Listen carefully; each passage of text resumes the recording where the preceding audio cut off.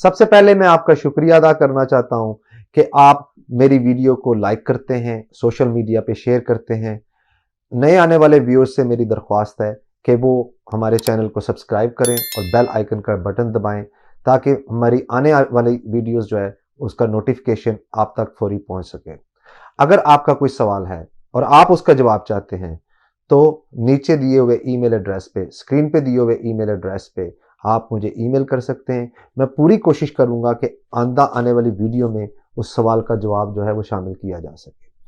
Now, the purpose of this video is just to provide the information. It is not a legal advice. अगर आपको legal advice चाहिए तो आप किसी qualified solicitor से रब्ता करें। वो आपके केस को देखते हुए आपको बेहतर गाइड कर सकता है।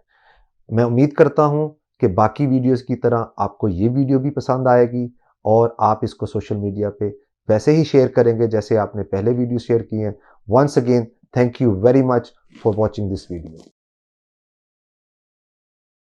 Welcome to the video. मैं हूं सैयद अफाक हसन और आज की इस वीडियो में हम बात करने वाले हैं प्रीति पटेल के नए प्रपोजल की। क्या प्लान्स हैं उनके इलीगल इमिग्रेंट्स के लिए, ओवरस्टेज के लिए, क्या वो तब्दीलियां लाना चाहती हैं इस वक्त यूके इमिग्रेशन लॉज के अंदर, क्या समझती हैं वो और उन्होंने क्या जो आगे बताया है कि क्या करने वाली हैं। उसके अंदर हम बात करेंगे कि जब प्रीति पटेल बात करती हैं कि जी हम नया सिस्टम लेके आ रहे हैं तो उसके अंदर उनके जो प्लान्स हैं फास्ट रिमूवल्स के, एफिशिएंट अपील्स के, असाइलम सिस्टम वो समझती हैं कि बहुत पुराना हो चुका है और ये इसको अब्यूज़ किया जा रहा है, तो हम उसके ऊपर बात करेंगे। इसके साथ साथ हम बात करेंगे कि अगर आप नया असाइलम करना चाहते हैं तो आप कैसे कर सकते हैं, उसका प्रोसीजर क्या होगा, और अगर आप ऑलरेडी असाइलम पे हैं और आप अपनी फैमिलीज़ को बुलाना चाहते हैं तो आप उसको कैसे बुला सकते हैं, उसके ऊपर आपको कितनी फ़ीस देनी होगी, कोई इंग्लिश टेस्ट रिक्वायरमेंट होगी या फाइनेंशियल थ्रेशोल्ड होगा कि नहीं होगा। तो इन सारी चीज़ों के ऊपर हम इस वीडियो के अंदर बात करेंगे। और जैसे कि मैं हमेशा अपनी वीडियो के अंदर ये ज़रूर मेंशन करता हूँ कि आप इस वीडियो को ज़्यादा से ज़्यादा शेयर कीजिएगा, क्योंकि इसके अंदर हो सकता है कि आपको ऐसी इन्फॉर्मेशन मिले जो शायद आपके लिए इतनी यूज़फुल ना हो, लेकिन कोई इसको ढूंढ रहा हो, उसके सवालों का जवाब जो है, क्योंकि ये वीडियो है इलीगल इमिग्रेंट्स के लिए, ओवरस्टेज के लिए, असाइलम सीकर्स के लिए मेनली। और अब आप जान सकते हैं कि वो बहुत कुछ लोग जो हैं यहाँ बहुत अरसे से हैं। जैसे कि मैंने अपनी पिछली वीडियो में एक्सप्लेन किया था कि मेरे पास जो सवाल आते हैं वो ऐसे ही आते हैं कि मैं 10 साल से इधर हूँ और मैं क्या कर सकता हूँ, या मैं 5 साल से हूँ, मैं 3 साल से हूँ। और जब उनको डिटेल में देखा जाता है तो पता चलता है कि वो डिटेंशन सेंटर में भी रहे हैं, उन्होंने वहाँ पे असाइलम किया था। तो इसी चीज़ की बात कर रही हैं प्रीति पटेल कि कैसे डिटेंशन सेंटर के अंदर जो है वो जो क्लेम्स किए जाते हैं वो उनकी जो अप्रूवल रेटिंग है वो 8 जो है वो डिनाई कर दिए जाते हैं आउट ऑफ 10। तो इसलिए ये बहुत इम्पोर्टेंट वीडियो है कि आप इसको ज़्यादा से ज़्यादा शेयर कीजिएगा और आप बगैर वक्त ज़ाया किए हुए आप इस हमारे चैनल को सब्सक्राइब करें, इस वीडियो को ज़्यादा से ज़्यादा लाइक करें। और हम बात करते हैं अब सबसे पहले कि प्रीति पटेल जो है वो यूके की गवर्नमेंट जो है वो क्या नए प्रपोज़ल लेके आ रही है, कौन सी नई चेंजेस आ रही हैं जो इफ़ेक्ट करने वाली हैं इलीगल इमिग्रेंट्स को और ओवरस्टेज को, और न्यू असाइलम सिस्टम क्या होने वाला है। जी, तो सबसे पहले हम बात कर लेते हैं कि प्रीति पटेल के नए प्लान्स क्या हैं इलीगल इमिग्रेंट्स और ओवरस्टेज के बारे में और नए आने वाले असाइलम सिस्टम के बारे में। मैं हमेशा एक बात आप लोगों से कहता हूं कि अगर आपका केस जो है इस वक्त होम ऑफिस में मौजूद नहीं है, आपने अपना केस नहीं किया हुआ, तो उसको ज़रूर करें, क्योंकि ज़रूरी नहीं है कि जब भी कोई एमनेस्टी आएगी तो उसके अंदर सारे इलीगल इमिग्रेंट्स को जो है वो या ओवरस्टेज को जो है वो एमनेस्टी दे दी जाएगी। पॉसिबिलिटी ज़्यादा ये है कि जिनके केसेस होंगे उनको देखा जाएगा और मेरिट वाले केसेस को डेफिनेटली जो है वो दे दिया जाएगा इंडेफिनेट या स्टे करने के लिए। तो अब हम बात कर लेते हैं कि प्रीति पटेल क्या कहती हैं। सबसे पहले प्रीति पटेल ये कहती हैं कि अगर जो हमारा सिस्टम इस टाइम पे मौजूद है, जिसके अंदर डिटेंशन सिस्टम है, रिमूवल सिस्टम है, असाइलम सिस्टम है, वो कह रही हैं कि ये डिकेड्स से चेंज नहीं हुआ और इसको जो है मिसयूज़ किया जा रहा है और इसको जो है अब्यूज़ किया जा रहा है। उसकी एग्जांपल कुछ मैं इस तरह से देता हूँ कि सबसे पहले तो वो ये कह रही हैं कि हम रिमूवल सिस्टम को फास्ट करेंगे और ज़्यादा जो है वो एफिशिएंट बनाया जाएगा अपील सिस्टम को। असाइलम के केसेस के अंदर होता यह है कि जब आप असाइलम करते हैं तो उसका एक प्रोसीजर है जो कि इस वीडियो में मैं आपको बताऊंगा। तो जब अगर आप डिटेंशन से बाहर आते हैं, उसके बाद जब आप साइन इन पे नहीं जाते तो बहुत सारे जो क्लेम्स हैं वो खुद ब खुद ख़त्म हो जाते हैं क्योंकि उनको परस्यू नहीं किया जाता। तो वो ये कह रही हैं कि अब इम्पेक्ट होगा कि जो लोग असाइलम करते हैं उसके बाद वो साइन इन पे नहीं जाते, वो बॉर्डर फोर्स एजेंसी को जो है वो ज़्यादा पावर्स देंगी, इन्फोर्समेंट बॉर्डर फोर्स को, कि वो जाके उनको जल्द से जल्द जो है वो उनको यूके में जो जिनके पास राइट टू रिमेन नहीं है, वो वीज़ा नहीं है, डॉक्यूमेंट्स नहीं है, उनको वो जल्द से जल्द जो है वो अपनी कंट्री के अंदर भेज सकें। इसके सिलसिले में वो दूसरी कंट्रीज़ के साथ बात कर रही हैं जिसमें वो उनके साथ एग्रीमेंट बनाना चाहती हैं कि जो भी कहीं से बिलोंग करता है उसको उस कंट्री में वापस भेजा जा सके। जहाँ तक बात रहेगी सेफ़ कंट्री की, तो उनका कहना है कि अगर कोई फ्रांस से या स्पेन से या इटली से या किसी और जगह से जो कि सेफ़ कंट्री थी जहाँ पे वो पहले आया, वो अपना असाइलम जो है अगर वहाँ पे नहीं करता, वो यहाँ आके करता है, तो उसको वापस फ्रांस भेज दिया जाएगा या इटली भेज दिया जाएगा ताकि वो वहाँ पे अपना असाइलम कर सके, ना कि ये पिक एंड चूज़ कर सके कि वो पहले फ्रांस गया और वहाँ पे, क्योंकि France by itself is a safe country, so you should have applied your asylum over there. तो वो ये कह रही हैं कि उनको वहाँ पे वापस भेज दिया जाएगा, फौरी तौर पे उनका असाइलम जो है वो लिया ही नहीं जाएगा। तो एक चेंजिंग तो ये आ रही। दूसरी वो कह रही हैं कि अगर ये बहुत ज़्यादा इम्पैक्ट करेगा कि आप यूके के अंदर लीगली एंटर हुए हैं कि इलीगल एंटर हुए हैं। तो ये बाय इटसेल्फ एक बहुत बड़ा क्वेश्चन मार्क है कि असाइलम सीकर कैसे लीगली एंटर हो सकता है यहाँ पे, क्योंकि उसको तो वहाँ पे प्रॉब्लम थी उसकी कंट्री में, वो शायद अपने रियल नाम से नहीं आ सकता था, जो कि हम इस वीडियो में बात करेंगे। तो लीगली एंटर होने से उनका मतलब ये है कि जैसे सीरिया में एक प्रॉब्लम चल रही है तो उन्होंने वहाँ से कुछ लोगों को जो है वो असाइलम दिया है और उनको यहाँ पे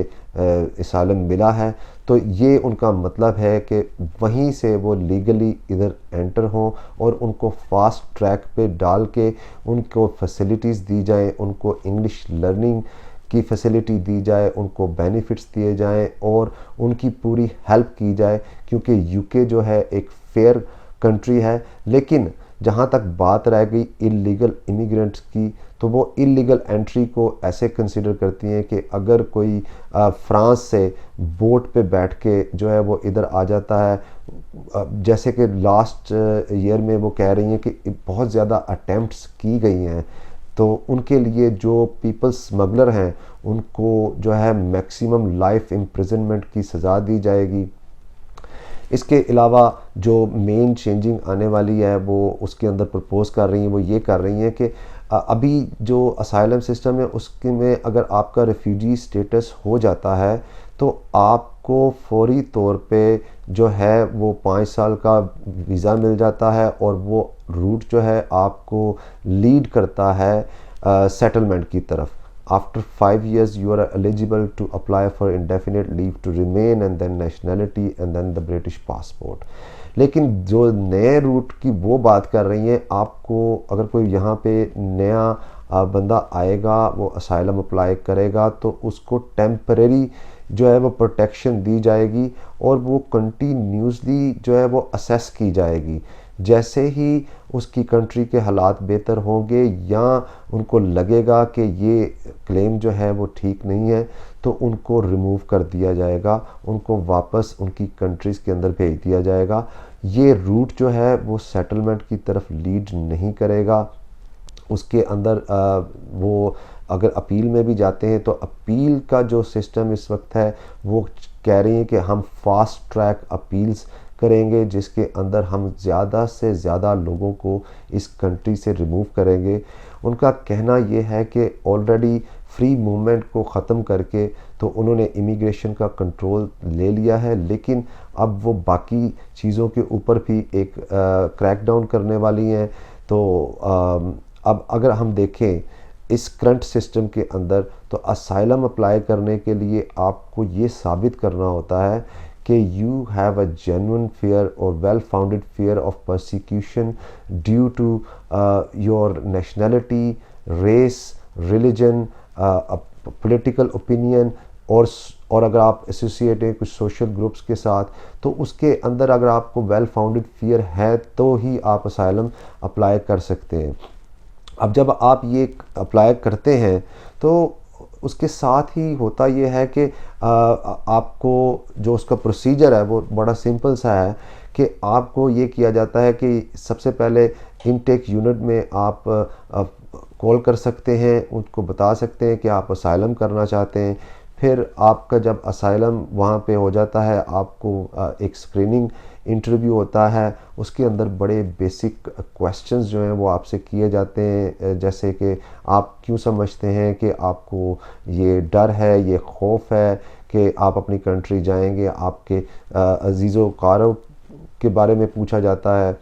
और उसके बाद आपका फाइनल इंटरव्यू होता है जो कि जिसको हम मेन इंटरव्यू कहते हैं। मेन इंटरव्यू के अंदर आपको जो है डिटेल्ड इंटरव्यू होता है, वहाँ पे या तो आपको रिफ्यूजी स्टेटस दे दिया जाता है या फिर आपको डिनाई कर दिया जाता है।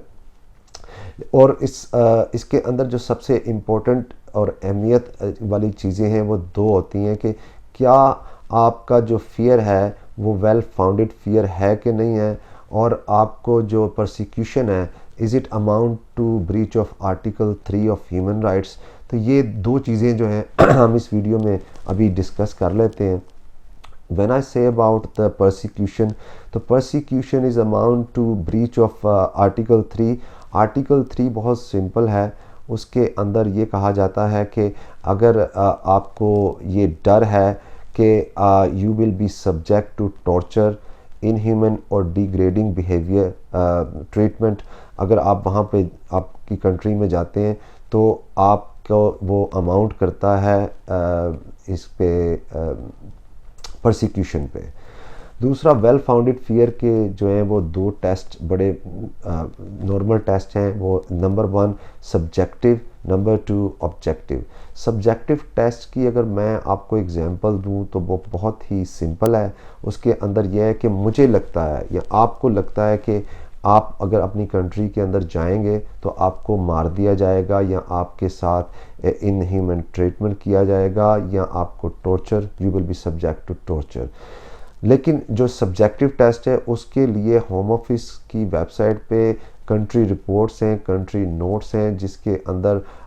वो देखते हैं कि क्या जो आप बात कर रहे हैं वो सही है, क्या उस कंट्री में इस तरह के वाक़यात होते हैं और या नहीं होते। उसकी एग्जांपल मैं आपको कुछ ऐसे दे देता हूँ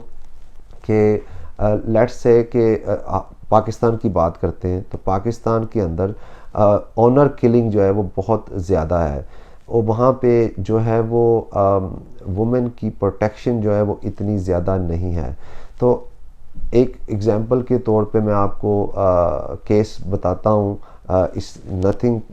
to do with any one but just giving you an example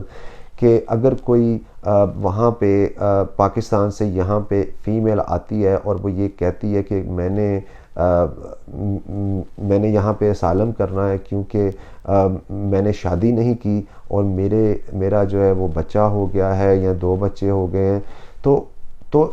ये पाकिस्तान में इसको एक बहुत बड़ी बात समझा जाता है, इसको ऑनर किलिंग के नाम से जाना जाता है। तो that is a big thing by itself. Then home office will look into the country report कि क्या ऐसे वाक़यात वहाँ पाकिस्तान में होते हैं, और अगर होते हैं तो फिर उसका एक केस लॉ है, केस लॉ के मुताबिक उन केसेस को देखा जाता है।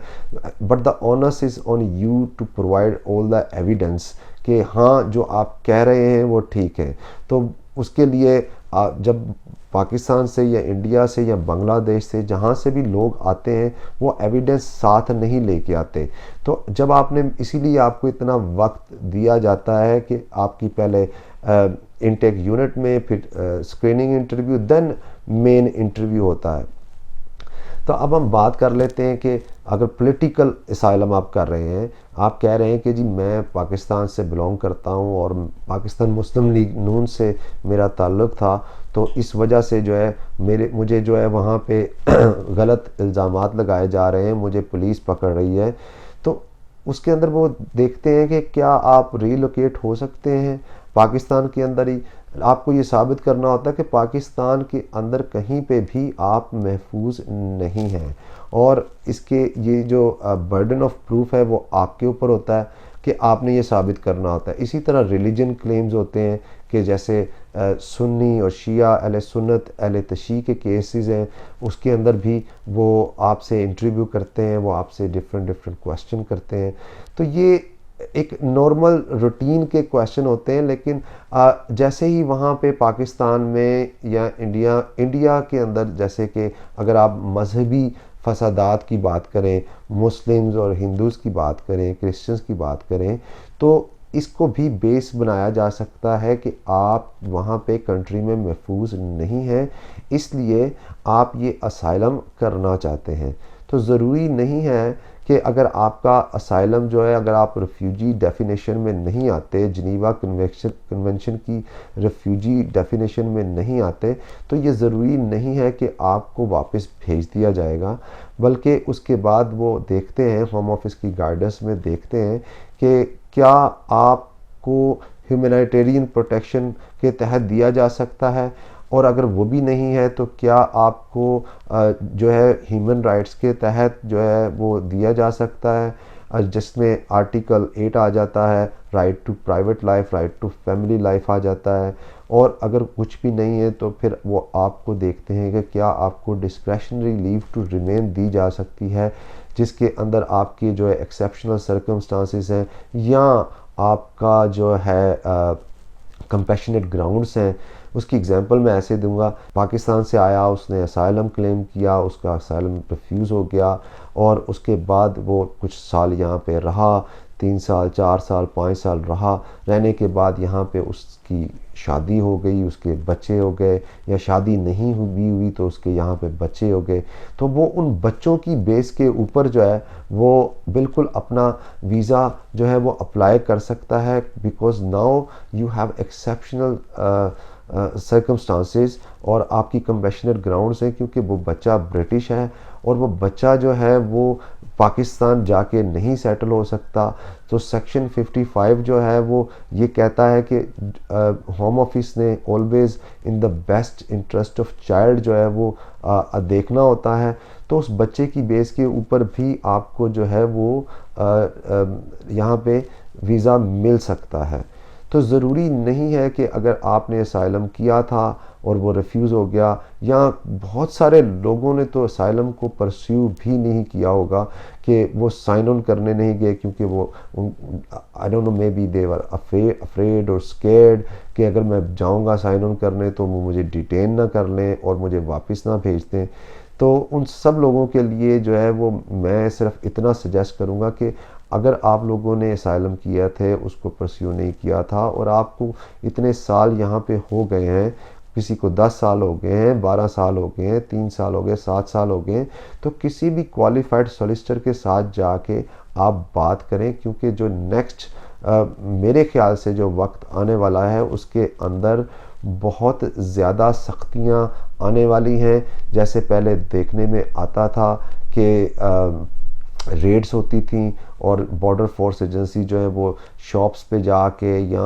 होटल्स में जाके या घरों में जहाँ पे भी उनको इतला मिलती थी वो वहाँ से जाके बंदों को पकड़ रहे थे और उनको जो है वापस अपनी कंट्रीज़ में भेज रहे थे। तो I can see that time is coming very soon. How soon I have no idea, लेकिन आप अगर आपका केस होम ऑफिस में मौजूद होगा, आपके जो ह्यूमन राइट्स का केस है या कोई भी केस है, अगर आपका केस लगा होगा, at least you are in the system. और कोई भी अगर आगे यूके अपॉर्चुनिटी लेके आता है तो you will be the first one two avail this. आप पहले उन लोगों में मौजूद होंगे जो इस अपॉर्चुनिटी को अवेल कर सकते हैं। Let's say discretionary leave to remain की बात करें तो अगर आपको कोई मेडिकल ग्राउंड्स हैं, कुछ ऐसा है कि आप मेडिकल ग्राउंड आपको वो मेडिकल फैसिलिटीज़ जो हैं वो पाकिस्तान, इंडिया या दूसरी कंट्रीज़ में जो है वो फ्राहम नहीं की जा सकती और आपको यहाँ रहना ज़रूरी है, तो ये आपकी एक रीज़न हो सकती है। अगर आपने यहाँ पे 16 साल गुजार लिए हैं या 3 साल या 5 साल जो भी है, तो उसके मुताबिक जो है आप अपना केस कम से कम किसी क्वालिफाइड सॉलिसिटर के साथ डिस्कस करें ताकि वो आपको होम ऑफिस के सिस्टम में लेके आ सके। जो अभी मुझे नज़र आ रहा है, जो प्रीति पटेल के नए प्लान्स हैं उसके मुताबिक जो है वो बहुत ज़्यादा सख्तियाँ आने वाली हैं, क्रैकडाउन होने वाला है। तो ये आप लोगों के लिए ही बेहतर होगा कि अगर आप उसको किसी क्वालिफाइड सोलिसिटर से जाके अपना केस डिस्कस करें और होम ऑफिस में केस डाल दें। इससे और इससे मैं आपको एक बात बताऊं, वैसे तो इसकी एक फ़ीस है ह्यूमन राइट्स क्लेम की। अगर आपका ह्यूमन राइट्स का क्लेम है वो 1053 है, प्लस 1560 पाउंड आपके तकरीबन बनते हैं इसके इंश्योरेंस हेल्थ सरचार्ज के। लेकिन अगर आपके पास पैसे नहीं हैं, अगर आप अफोर्ड नहीं कर सकते, तो वो सोलिसिटर आपकी एक एप्लीकेशन कर सकता है जिसको हम फ़ी वेवर एप्लीकेशन कहते हैं। इससे पहले कि वो आपकी मेन एप्लीकेशन करे, वो आपकी फ़ी वेवर एप्लीकेशन कर सकता है होम ऑफिस को। होम ऑफिस को ये बता सकता है कि जी ये हम ह्यूमन राइट्स का जो है क्लेम करना चाहते हैं या कोई क्लेम करना चाहते हैं, तो राइट टू प्राइवेट लाइफ का क्लेम करना चाहते हैं, लेकिन इसके पास इतने पैसे नहीं हैं कि ये अफोर्ड कर सके, तो वो होम ऑफिस उसको कंसिडर करता है। और ज़्यादातर देखने में आया है कि होम ऑफिस फ़ीस माफ़ कर देता है, तो आपको शायद वो फ़ीस भी पे ना करनी पड़े। और आपको इसके अंदर जो है अगर ह्यूमन राइट्स का क्लेम है तो आप ज़रूर ट्राई करें उसको। आप अगर इस तरह सिस्टम से बाहर रहेंगे तो there is nothing harmful at the moment कि अगर आप अपना केस जो है वो दायर करते हैं तो किसी क्वालिफाइड सोलिसिटर से रब्ता करके। अब हम बात कर लेते हैं कि अगर ये जो प्रपोज़ किया जा रहा है, अगर ये चीज़ें इम्प्लीमेंट होती हैं तो वो कैसे इफ़ेक्ट करेगी करंट असाइलम सीकर्स के ऊपर। जिनको तो ऑलरेडी 5 साल का वीज़ा मिल गया हुआ है उनको ये इफ़ेक्ट नहीं करेगा, लेकिन जो नए लोग आएंगे उनको ज़रूर ये इफ़ेक्ट करेगा, इम्पैक्ट इसका होगा। अब वो क्या कैसे रिमूवल्स को फास्ट करती हैं, कैसे अपील सिस्टम को फास्ट करती हैं, ये अभी उन्होंने नहीं बताया। और इसके साथ उन्होंने प्लान किया है कि शायद वो जो नए असाइलम सीकर्स हैं उनको थर्ड कंट्रीज़ के अंदर रखें, जैसे कि आइल ऑफ वाइट है तो उनकी एक स्पेसिफ़िक जगह बनाई जाए, वहाँ पे रखा जाए। उनको जो है कम से कम बेनिफिट प्रोवाइड किए जाएंगे और उनको उनकी जो फैमिली रीयूनियन की अगर बात करें तो अभी करंटली अगर आप असाइलम पे हैं और आप अपनी फैमिली रीयूनियन करना चाहते हैं, फैमिली रीयूनियन से मतलब मेरा सिर्फ इतना सा है कि आपके अगर आप जब आप पाकिस्तान, इंडिया या किसी भी कंट्री से यहाँ यूके आए तो आपने आपके बच्चे और आपकी बीवी या आपके पेरेंट्स वहाँ पे मौजूद थे और आप उनको साथ नहीं लेके आ सकते थे, तो अब आप उनकी एप्लीकेशन कर सकते हैं। और इसमें सबसे अच्छी बात यह है कि इसके अंदर ना तो कोई फाइनेंशियल थ्रेशोल्ड रिक्वायरमेंट है, ना आपको इंग्लिश टेस्ट रिक्वायरमेंट है,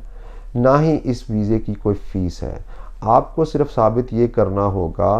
अगर आप असाइलम पे यहाँ मौजूद हैं या ह्यूमैनिटेरियन प्रोटेक्शन पे मौजूद हैं, तो आपको साबित ये करना होगा कि आपका रिलेशन जो है असाइलम करने से पहले मौजूद था, before you flee from your country. आप अपनी कंट्री से यूके आने से पहले आपका रिलेशन जो था वो मौजूद था और वो आके आपके साथ रहेंगे।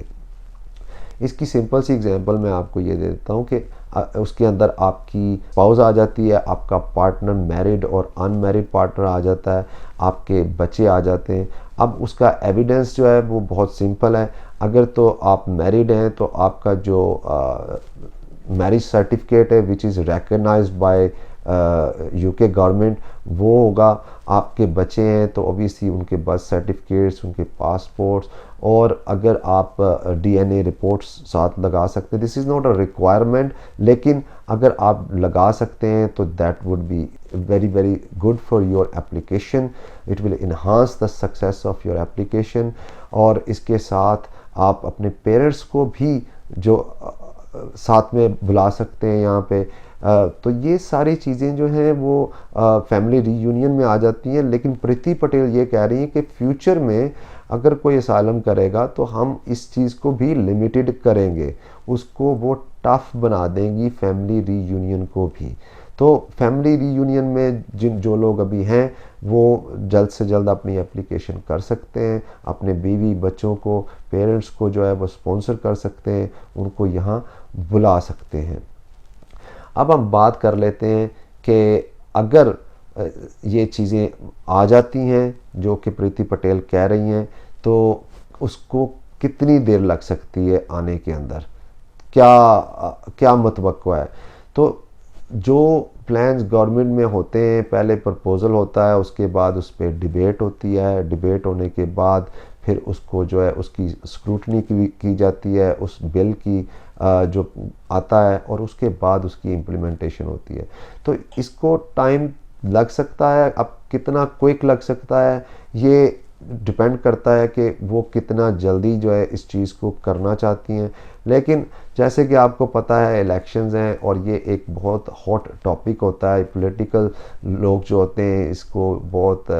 एक्सप्लोर करते हैं, इससे फ़ायदा उठाने की कोशिश करते हैं। It can go in both ways कि भाई हमने इमिग्रेशन को देखें बहुत ज़्यादा कंट्रोल किया है, और जो इमिग्रेशन कंट्रोल करने का मतलब ये है कि अभी बहुत बहुत ज़्यादा पैसे खर्च हो रहे हैं टैक्स पेयर के इस इमिग्रेशन सिस्टम के ऊपर। तो वो ऑब्वियसली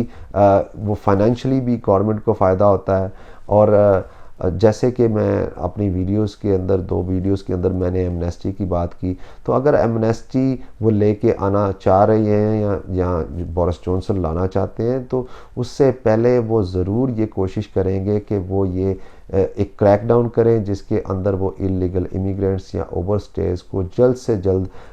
यूके से रिमूव करने का एक प्लान करें, और उसके लिए वो स्पेशल फोर्सेस भी बना रही हैं। तो आपके लिए मैं सिर्फ इतना कहना चाहूँगा आज की वीडियो में कि अगर आप असाइलम पे हैं और अपने बीवी बच्चों को बुलाना चाहते हैं, अपने पेरेंट्स को बुलाना चाहते हैं, then you may apply as soon as possible. अगर आप इलीगल इमिग्रेंट हैं, ओवरस्टेयर हैं, और आप सिर्फ बैठ के इस चीज़ का वेट कर रहे हैं कि एक दिन खुद ही यूके गवर्नमेंट ऐलान कर देगी कि जितने भी इलीगल इमिग्रेंट्स हैं वो आ जाएं और हम उनको जो है वो वीज़ा दे देंगे, तो I don't think it's going to be possible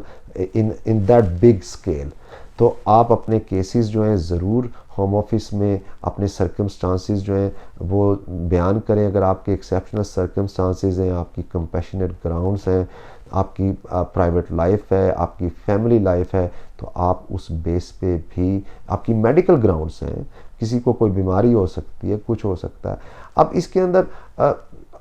मैं एक और चीज़ आपको यहाँ कहना चाहूँगा कि please make sure you have evidence what you से। अगर कोई कहता है कि जी मुझे मेडिकल प्रॉब्लम्स हैं, इश्यूज़ हैं, तो क्या उसके पास एविडेंस मौजूद है, यहाँ से है या पाकिस्तान से है। अगर कोई कहता है कि जी मुझे ये पाकिस्तान में ये प्रॉब्लम है, तो हम देखने में ये आता है कि लोग 17 साल 18 साल से 16 साल से 10 साल से यहाँ मौजूद हैं, लेकिन they were unable to make any evidence और प्रोवाइड एनी एविडेंस। आप एविडेंस को ज़रूर इकट्ठा करें। आपने अपने रेजिडेंस का आप एक मोबाइल बिल करवा सकते हैं, ऑनलाइन अकाउंट खुलवा सकते हैं, आप होम ऑफिस की कॉरेस्पॉन्डेंस जो है उसको संभाल के रख सकते हैं। मतलब देर आर मैनी वेज। आप टेनेंसी एग्रीमेंट ऑब्वियसली जब से लॉ चेंज हुआ है तो इलीगल इमिग्रेंट्स को जो है टेनेंसी नहीं दी जाती, लेकिन उससे पहले अगर आपके पास कोई टेनेंसी एग्रीमेंट है, कोई वाटर बिल, कोई electricity bill, mobile bill, anything which you can apply for it and keep it with you, when the time comes then you can actually provide that। तो ज़्यादातर केसेस में ये देखा जाता है कि आप कहते हैं कि भी मैं 10 साल से हूँ, लेकिन 10 साल के एविडेंस नहीं है आपके पास। तो इसको ज़रूर आप ज़हन में रखें। और इसके साथ साथ थोड़ी सी बात ये कर लेते हैं कि मेरे पास कुछ क्वेश्चंस हैं। एक क्वेश्चन मेरे पास ये है कि मैं यहाँ पे 4 साल से हूँ, तो क्या जो अगर कोई एमनेस्टी आती है या यूके कोई और गवर्नमेंट लेके आती है तो क्या मैं उसमें एलिजिबल होऊंगा कि नहीं होऊंगा। तो काइंडली आप वीडियो को जो है पूरा देखें। एमनेस्टी के ऊपर जो है मेरी पूरी 2 वीडियोज़ हैं, उसको आप देखें। उसके अंदर आपके सब सवालों का जवाब जो है वो मैंने ऑलमोस्ट दे दिया हुआ है कि अभी फ़िलहाल कोई प्लान नहीं है अभी होम ऑफिस के पास, लेकिन जैसे ही कोई प्लान आएगा तो मैं आपको ज़रूर उससे अपडेट करूंगा और आपको बताऊंगा कि क्या नई पॉलिसीज़ आने वाली हैं या आ रही हैं या आ चुकी हैं। आप मुझे फ़ोन कर सकते हैं, मेरा नंबर जो है वो स्क्रीन पे मौजूद है, व्हाट्सएप नंबर है, आप मुझे फ़ोन कर सकते हैं, ठीक है, और मैं आपको जो है उसके मुताबिक थोड़ा सा गाइड कर सकता हूँ। आप किसी भी क्वालिफाइड सॉलिसिटर के पास जाके अपना केस डिस्कस कर सकते हैं। बहुत सारे ऐसे सॉलिसिटर्स मौजूद हैं जो आपसे कंसल्टेशन फ़ी नहीं लेते और आपको फ्री अपॉइंटमेंट देते हैं, आपसे फ्री आपको एडवाइस करते हैं, तो आप उससे भी फ़ायदा उठा सकते हैं। बहुत सारी चैरिटीज़ मौजूद हैं जो कि आपकी हेल्प करती हैं और आप उनसे रब्ता कर सकते हैं, उनसे सवाल कर सकते हैं अपना। लेकिन मैसेज इज़ दिस के there is going to be a crackdown very soon. और लोगों जो इलीगल इमिग्रेंट्स हैं, जो ओवरस्टेज हैं, उनके लिए जो है वक्त जो है थोड़ा सा सख्त होने वाला है, क्योंकि जब भी ये पेंडेमिक की वजह से आप जानते हैं कि ये बहुत सॉफ्ट हुए थे, इन्होंने कोई इतना ज़्यादा ना रिमूवल्स की, ना डिटेंशंस की, ना जैसे ये जिस स्केल पे ये करना चाह रहे थे। लेकिन अब लॉकडाउन क्योंकि खुलने वाला है तो ये ज़रूर कुछ ना कुछ ऐसा प्रीति पटेल की जो स्टेटमेंट्स हैं उसके मुताबिक कुछ ना कुछ ज़रूर ऐसा वो लेके आएंगे जिससे जो है बॉर्डर फोर्स एजेंसीज़ को जो है वो ज़्यादा पावर्स दी जाएंगी। आप ऑलरेडी जानते हैं कि पुलिस के पास ऑलरेडी पावर्स आ चुकी हुई हैं जिसमें वो आपका इमिग्रेशन स्टेटस जो है वो चेक कर सकते हैं और उसके मुताबिक वो होम ऑफिस को जो है इन्फॉर्म कर सकते हैं। तो आपको जल्द से जल्द सिस्टम में आने की ज़रूरत है। अगर आपका और कोई सवाल हो जो मैंने किसी वीडियो में जो है वो कवर ना किया हो तो आप ज़रूर मुझे फ़ोन कर सकते हैं। मेरा व्हाट्सएप नंबर जो है वो स्क्रीन पे मौजूद है। और इस वीडियो को ज़्यादा से ज़्यादा शेयर कीजिए। ये पैगाम जो है अब आपकी ज़िम्मेदारी है कि ये आप उन लोगों तक पहुँचाएँ जो ये सोच के बैठे हुए हैं कि भाई एमनेस्टी आ जाएगी या अगर ये प्लान्स हो रहे हैं तो शायद ये कब तक होंगे। तो don't wait for it before it is too late, क्योंकि जब एक बार आप डिटेंशन सेंटर में चले जाते हैं, आपकी रिमूवल ऑर्डर आ जाते हैं, तो it can be very hard to bring you back from there, क्योंकि आपकी क्रेडिबिलिटी के ऊपर जो है वो इशू आ जाता है। अगर आप असाइलम के केसेस देखें तो लेट्स से अगर मुझे पाकिस्तान या इंडिया या मेरी कंट्री में कोई ख़तरा था तो what I should have done कि the moment I entered in the UK, मुझे होम ऑफिस को जो है वो इन्फॉर्म करना चाहिए था और मुझे अपना केस करना चाहिए था कि मुझे वहाँ पे ख़तरा है। तो लेकिन लोग वेट करते रहते हैं 2 साल, 3 साल, 4 साल, 5 साल डर की वजह से, और फिर जब वो पकड़े जाते हैं, जब उनको डिटेंशन सेंटर में ले जाते हैं, उस वक्त वो केस करते हैं, वहाँ पे उनको जो है वो इतनी शायद अच्छी लीगल एडवाइस नहीं मिलती कि उनको क्या कहना था या क्या कहना चाहिए था, कैसे अपने सर्कमस्टांसिस को आप अच्छी तरह जो है वो रिप्रेजेंट कर सकते हैं वहाँ पे। तो वो प्रॉब्लम आ जाती है, उसके ऊपर क्रेडिबिलिटी इशू जो है वो आ जाता है। होम ऑफिस ये क्वेश्चन रेज कर देता है कि अगर आप वाकई में जेन्युइन असाइलम सीकर्स थे तो आपने क्यों इसको पहले जो है वो नहीं किया। तो इसको बहुत ज़रूरी है कि आप करें। और उसके बाद आपको अगर आप अंडर 18 की बात करें, मतलब चिल्ड्रन की बात करें असाइलम के हवाले से, तो जो प्रीति पटेल के प्लान है उसके अंदर ये भी है कि बहुत सारे लोग जो हैं वो ओवर 18 होते हैं, लेकिन वो कहते हैं कि उनकी एज जो है वो अंडर 18 है, चिल्ड्रन का असाइलम करते हैं। तो वो कह रही हैं कि उसके ऊपर भी वो नए कवानीन जो हैं वो लेके आ रही हैं, कुछ ऐसा सिस्टम लेके आ रही हैं जिससे मेक श्योर किया जाए कि उनकी एज जो है वो क्या है। तो इसको भी आप ध्यान में रखें, क्योंकि